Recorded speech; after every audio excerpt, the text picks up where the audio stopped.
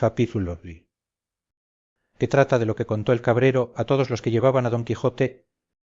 3 leguas deste valle está una aldea que, aunque pequeña, es de las más ricas que hay en todos estos contornos, en la cual había un labrador muy honrado, y tanto que, aunque es anexo a ser rico el ser honrado, más lo era él por la virtud que tenía que por la riqueza que alcanzaba. Mas lo que le hacía más dichoso, según él decía, era tener una hija de tan extremada hermosura, rara discreción, donaire y virtud, que el que la conocía y la miraba se admiraba de ver las extremadas partes con que el cielo y la naturaleza la habían enriquecido.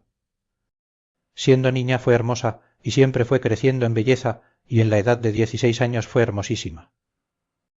La fama de su belleza se comenzó a extender por todas las circunvecinas aldeas, que digo yo por las circunvecinas no más, si se extendió a las apartadas ciudades, y aun se entró por las salas de los reyes y por los oídos de todo género de gente que como a cosa rara, o como a imagen de milagros, de todas partes a verla venían. Guardábala su padre y guardábase ella, que no hay candados, guardas ni cerraduras que mejor guarden a una doncella que las del recato proprio. La riqueza del padre y la belleza de la hija movieron a muchos, así del pueblo como forasteros, a que por mujer se la pidiesen, mas él, como a quien tocaba disponer de tan rica joya, andaba confuso, sin saber determinarse a quién la entregaría de los infinitos que le importunaban. Y entre los muchos que tan buen deseo tenían, fui yo uno, a quien dieron muchas y grandes esperanzas de buen suceso conocer que el padre conocía quién yo era, el ser natural del mismo pueblo, limpio en sangre, en la edad floreciente, en la hacienda muy rico y en el ingenio no menos acabado.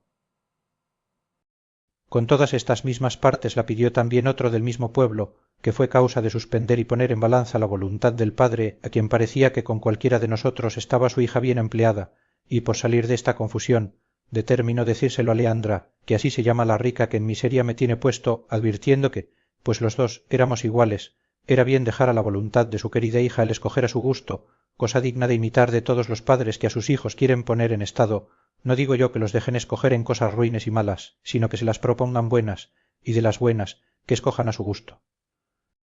No sé yo el que tuvo Leandra, sólo sé que el padre nos entretuvo a entrambos con la poca edad de su hija y con palabras generales que ni le obligaban, ni nos desobligaba tampoco. Llámase mi competidor Anselmo, y yo Eugenio, porque vais con noticia de los nombres de las personas que en esta tragedia se contienen, cuyo fin aún está pendiente, pero bien se deja entender que será desastrado. En esta sazón vino a nuestro pueblo un Vicente de la Rosa, hijo de un pobre labrador del mismo lugar, el cual Vicente venía de las Italias y de otras diversas partes de ser soldado. Llevóle de nuestro lugar, siendo muchacho de hasta 12 años, un capitán que con su compañía por allí acertó a pasar, y volvió el mozo de allí a otros 12, vestido a la soldadesca, pintado con 1000 colores, lleno de 1000 dijes de cristal y sutiles cadenas de acero. Hoy se ponía una gala y mañana otra, pero todas sutiles, pintadas, de poco peso y menos tomo. La gente labradora, que de suyo es maliciosa, y dándole el ociolugares la misma malicia, lo notó y contó punto por punto sus galas y preseas, y halló que los vestidos eran 3, de diferentes colores, con sus ligas y medias, pero él hacía tantos guisados e invenciones dellas, que si no se los contaran, hubiera quien jurara que había hecho muestra de más de 10 pares de vestidos y de más de 20 plumajes. Y no parezca impertinencia y demasía esto que de los vestidos voy contando, porque ellos hacen una buena parte en esta historia. Sentábase en un poyo que debajo de un gran álamo está en nuestra plaza, y allí nos tenía a todos la boca abierta, pendientes de las hazañas que nos iba contando. No había tierra en todo el orbe que no hubiese visto, ni batalla donde no se hubiese hallado, había muerto más moros que tiene Marruecos y Túnez, y entrado en más singulares desafíos, según él decía que Dante y Luna, Diego García de Paredes y otros 1000 que nombraba, y de todos había salido con vitoria, sin que le hubiesen derramado una sola gota de sangre. Por otra parte, mostraba señales de heridas que, aunque no se divisaban, nos hacía entender que eran arcabuzazos dados en diferentes reencuentros y facciones. Finalmente, con una no vista arrogancia, llamaba de vos a sus iguales y a los mismos que le conocían, y decía que su padre era su brazo, su linaje, sus obras, y que debajo de ser soldado, al mismo rey no debía nada. Añadiósele a estas arrogancias ser un poco músico y tocar una guitarra a lo rasgado, de manera que decían algunos que la hacía hablar, pero no pararon aquí sus gracias, que también la tenía de poeta, y así, de cada niñería que pasaba en el pueblo, componía un romance de legua y media de escritura. Este soldado, pues que aquí de pintado, este Vicente de la Rosa, este bravo, este galán, este músico, este poeta fue visto y mirado muchas veces de Leandra, desde una ventana de su casa que tenía la vista a la plaza. Enamoróla el oropel de sus vistosos trajes, encantáronla sus romances, que de cada uno que componía daba 20 traslados, llegaron a sus oídos las hazañas que él de sí mismo había referido, y finalmente, que así el diablo lo debía de tener ordenado, ella se vino a enamorar dél antes que en él naciese presunción de solicitalla.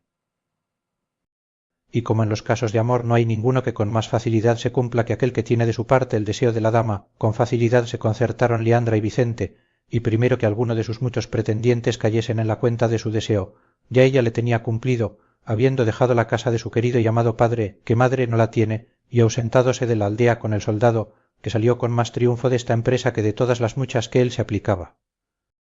Admiró el suceso a toda el aldea, y aun a todos los que dél noticia tuvieron. Yo quedé suspenso, Anselmo, atónito, el padre triste, sus parientes afrentados, solicita la justicia, los cuadrilleros listos, tomáronse los caminos, escudriñáronse los bosques y cuanto había, y al cabo de 3 días hallaron a la antojadiza Leandra en una cueva de un monte, desnuda en camisa, sin muchos dineros y preciosísimas joyas que de su casa había sacado. Volviéronla a la presencia del lastimado padre, preguntáronle su desgracia, confesó sin apremio que Vicente de la Roca la había engañado, y debajo de su palabra de ser su esposo la persuadió que dejase la casa de su padre, que él la llevaría a la más rica y más viciosa ciudad que había en todo el universo mundo, que era Nápoles, y que ella, mal advertida y peor engañada, ya había creído, y robando a su padre, se le entregó la misma noche que había faltado, y que él la llevó a un áspero monte, y la encerró en aquella cueva donde la habían hallado. Contó también como el soldado, sin quitalle su honor, le robó cuanto tenía y la dejó en aquella cueva y se fue, suceso que de nuevo puso en admiración a todos.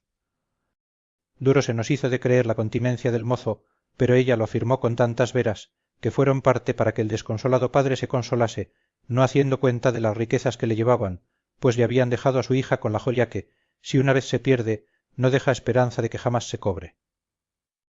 El mismo día que pareció Leandra la despareció su padre de nuestros ojos, y la llevó a encerrar en un monesterio de una villa que está aquí cerca, esperando que el tiempo gaste alguna parte de la mala opinión en que su hija se puso.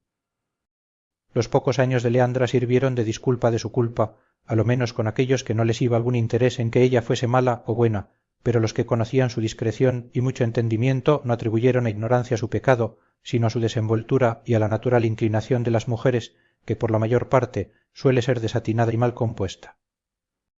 Encerrada Leandra, quedaron los ojos de Anselmo ciegos, a lo menos sin tener cosa que mirar que contento le diese, los míos en tinieblas, sin luz que a ninguna cosa de gusto les encaminase. Con la ausencia de Leandra crecía nuestra tristeza, apocábase nuestra paciencia, maldecíamos las galas del soldado y abominábamos del poco recato del padre de Leandra. Finalmente, Anselmo y yo nos concertamos de dejar el aldea y venirnos a este valle, donde él, apacentando una gran cantidad de ovejas suyas propias, y yo un numeroso rebaño de cabras, también mías, pasamos la vida entre los árboles, dando vado a nuestras pasiones, o cantando juntos alabanzas o vituperios de la hermosa Leandra, o suspirando solos y a solas comunicando con el cielo nuestras querellas. A imitación nuestra, otros muchos de los pretendientes de Leandra se han venido a estos ásperos montes, usando el mismo ejercicio nuestro, y son tantos que parece que este sitio se ha convertido en la pastoral Arcadia, según está colmo de pastores y de apriscos, y no hay parte en él donde no se oiga el nombre de la hermosa Leandra. Este la maldice y la llama antojadiza, varia y deshonesta, aquel la condena por fácil y ligera, tal la absuelve y perdona, y tal la justicia y vitupera, uno celebra su hermosura, otro reniega de su condición, y en fin, todos la deshonran, y todos la adoran, y de todos se extiende a tanto la locura, que hay quien se queje de desdén sin haberla jamás hablado, y aun quien se lamente y sienta la rabiosa enfermedad de los celos que ella jamás dio a nadie, porque como ya tengo dicho, antes se supo su pecado que su deseo. No hay hueco de peña, ni margen de arroyo, ni sombra de árbol que no esté ocupada de algún pastor que sus desventuras a los aires cuente. El eco repite el nombre de Leandra donde quiera que pueda formarse, Leandra resuena en los montes, Leandra murmura en los arroyos, y Leandra nos tiene a todos suspensos y encantados, esperando sin esperanza y temiendo sin saber de qué tememos. Entre estos disparatados, el que muestra que menos y más juicio tiene es mi competidor Anselmo, el cual, teniendo tantas otras cosas de que quejarse, sólo se queja de ausencia, y al son de un rabel, que admirablemente toca, con versos donde muestra su buen entendimiento, cantando se queja. Yo sigo otro camino más fácil y a mi parecer el más acertado, que es decir mal de la ligereza de las mujeres, de su inconstancia, de su doble trato, de sus promesas muertas, de su fe rompida, y finalmente del poco discurso que tienen en saber colocar sus pensamientos e intenciones que tienen. Y esta fue la ocasión, señores, de las palabras y razones que dije a esta cabra cuando aquí llegué, que por ser hembra la tengo en poco, aunque es la mejor de todo mi apero. Esta es la historia que prometí contaros, si he sido en el contarla prolijo, no seré en serviros corto, cerca de aquí tengo mi majada, y en ella tengo fresca leche y muy sabrosísimo queso, con otras varias y sazonadas frutas, no menos a la vista que al gusto agradables. Hallan a Leandra en una caverna,